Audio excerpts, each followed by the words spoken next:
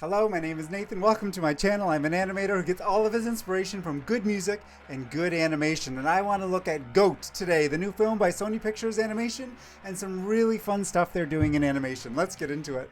All right, so I have not seen GOAT yet. I know it's out this weekend.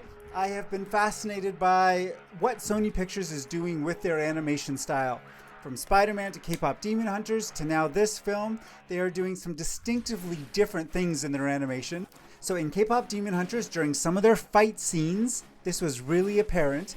And now here in GOAT, during some of these faster basketball movements, something they're doing in their technique is allowing them to get very clear and snappy movements on screen.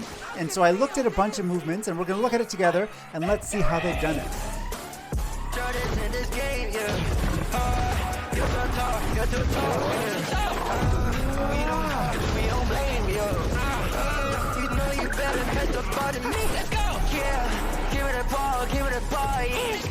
So good.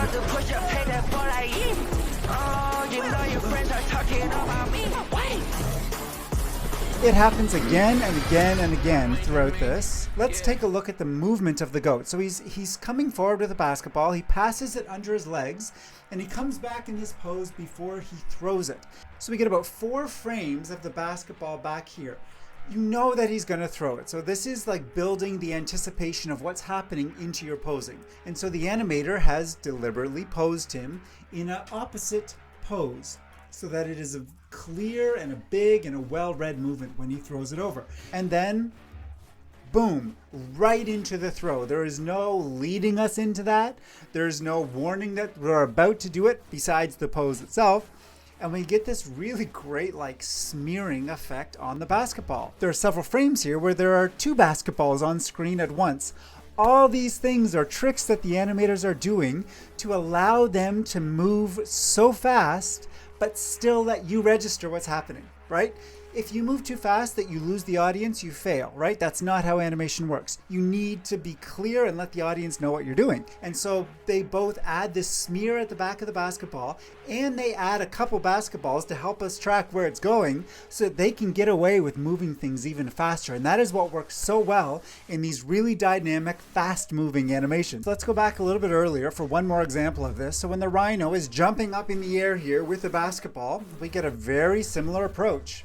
Even a longer kind of hang time up here just to let us read what's going on. Now he's jumping up in the air with the basketball above his head. We know what's coming next, right? Because the animator has set up this posing to be the exact opposite in great contrast with him smashing it into the hoop, right? Right here, boom.